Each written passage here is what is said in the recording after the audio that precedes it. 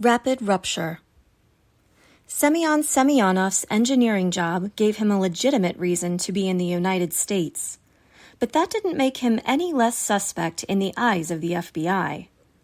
American agents had no evidence that Semyonov was a spy, but they knew some Soviets living in the United States were spies. They figured Semyonov might be one of them. They followed him on the street, into restaurants, onto the subway. Semyonov and a KGB colleague named Alexander Feklizov began working together to try to shake the FBI. "We often tailed each other on our way to secret meetings," recalled Feklizov, "to make sure we were not being followed." If they weren't sure whether they were being watched, they had several strategies ready. "It was a good test to enter a bar or a store," explained Feklizov, because one of the agents had to run inside to make sure no rendezvous was in progress. You could also hop on a bus, which would force the FBI agent to tip his hand by getting on also. Years later, Feklizov was asked whether he and Semyonov felt guilty about stealing technology from the Americans. After all, soon after Germany attacked the Soviet Union, the United States began shipping planes, tanks, cannons, and food to the desperate Soviets. But Feklizov and Semyonov held a view that was common among Russians at the time. Yes, the United States was helping the Soviet Union, but not out of the kindness of its heart. The United States and Soviet Union had never been friendly, and nothing had really changed. America's help to the Soviets was the product of cold logic. The Soviet Union was battling Germany. America badly wanted to see Germany beaten, so Americans were glad to have the Soviets do the bloody work of fighting Hitler. "When you know you were being taken advantage of," Feklizov said, "you have every right to be clever." Meanwhile, the FBI was watching Americans, too. One night, early in the war, Robert Oppenheimer drove to the home of a friend and fellow Berkeley professor, Hakon Chevalier. Oppenheimer parked in the street and walked to Chevalier's front door. Watching from down the block were two agents of the FBI. The agents knew that Chevalier was a member of the Communist Party. They knew he hosted political discussion groups. It wasn't illegal to be a communist, but it seemed likely that American communists might feel allegiance to the Soviet Union. Could a citizen be a communist and a loyal American at the same time? The FBI thought not. So agents watched known communists like Chevalier paying special attention to their friends and associates. In 1941, the FBI opened a file on Robert Oppenheimer. Oppenheimer continued to teach physics, but he felt restless, like he should be doing something to help stop Hitler. "Many of the men I had known went off to work on radar and other aspects of military research," he later said. "I was not without envy of them." The war news got worse and worse. Germany formed an alliance with Japan, which had a powerful military of its own and dreams of building an empire in Asia. While Hitler's forces overran Europe, Japan was on the attack in China and Southeast Asia. The United States cut off oil exports to Japan. This left Japan, a nation with few natural resources, with barely enough fuel to survive another year. President Roosevelt hoped Japanese leaders would be convinced to stop their armies from advancing further. Instead, Japan became even more determined to conquer new territory, new sources of raw materials, even if this meant taking on the United States. With so many crises competing for Roosevelt's attention, the Uranium Committee continued to just crawl along. Frustrated by the slow lack of progress, physicist and U Committee member Ernest Lawrence urged the committee to bring in some fresh talent. He suggested starting with a colleague of his at Berkeley, Robert Oppenheimer. In October 1941, Oppenheimer attended his first meeting of the Uranium Committee. The members discussed the largest man-made explosion in history to that point.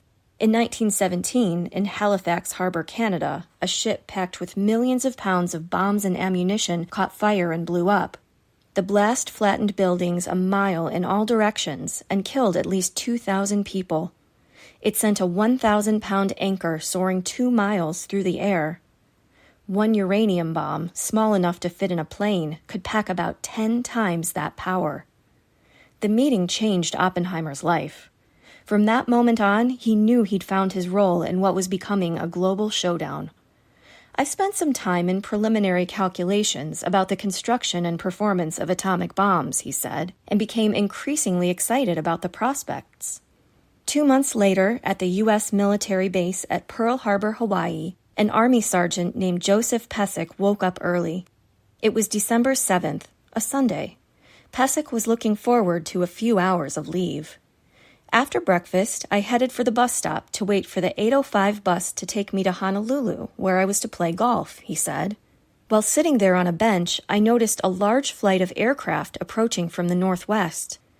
As the planes neared land, Pesek saw them start a sudden dive toward the harbor where most of the U.S. Navy's Pacific Fleet was docked.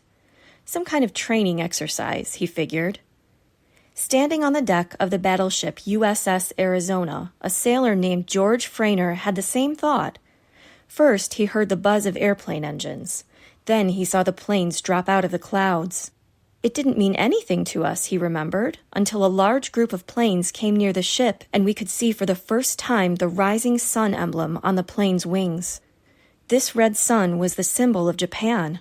The Japanese were attacking Pearl Harbor. Bombs began smacking the water, smashing into ships, blasting planes parked on the ground, igniting fires everywhere. "Air raid! Air raid!" shouted a voice over the ship's loudspeakers. "This is a real attack! Real planes! Real bombs!"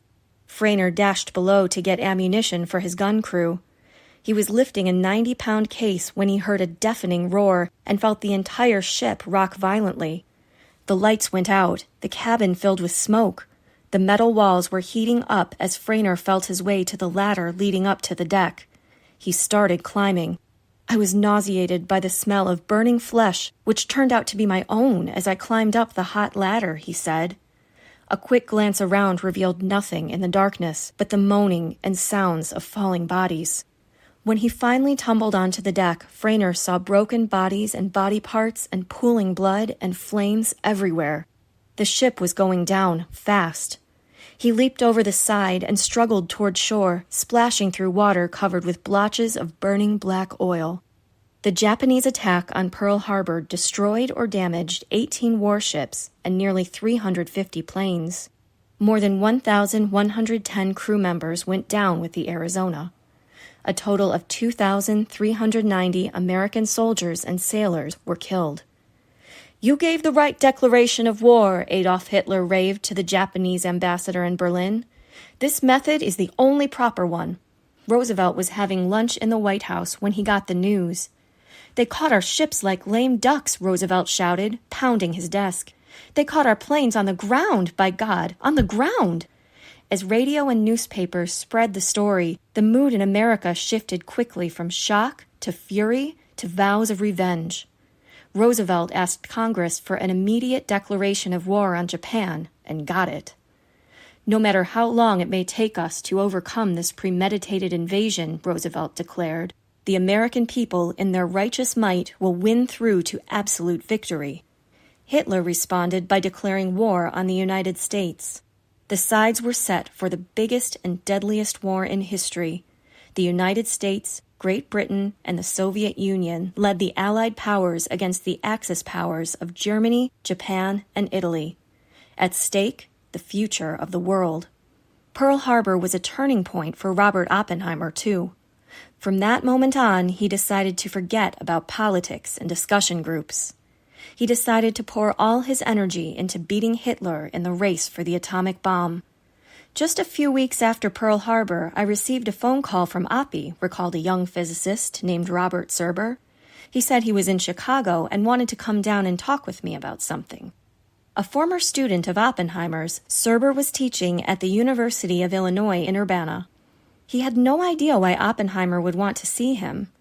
Oppenheimer drove to the campus and found Serber. They walked out of town and into the cornfields. When they were alone in the fields, Oppenheimer explained his work with the Uranium Committee. He told Serber he was about to be placed in charge of fast neutron research, the study of speeding neutrons and fission. His ominous official title would be Coordinator of Rapid Rupture. He wanted Serber in Berkeley as his assistant. Serber and his wife packed up their car, drove west, and moved into the apartment above Oppenheimer's garage. At Oppenheimer's office on the Berkeley campus, they began designing the atomic bomb. The work was thrilling and frightening. There was no way to know what German scientists were up to or how far ahead they might already be. Oppenheimer knew that this was a duel the United States could not afford to lose.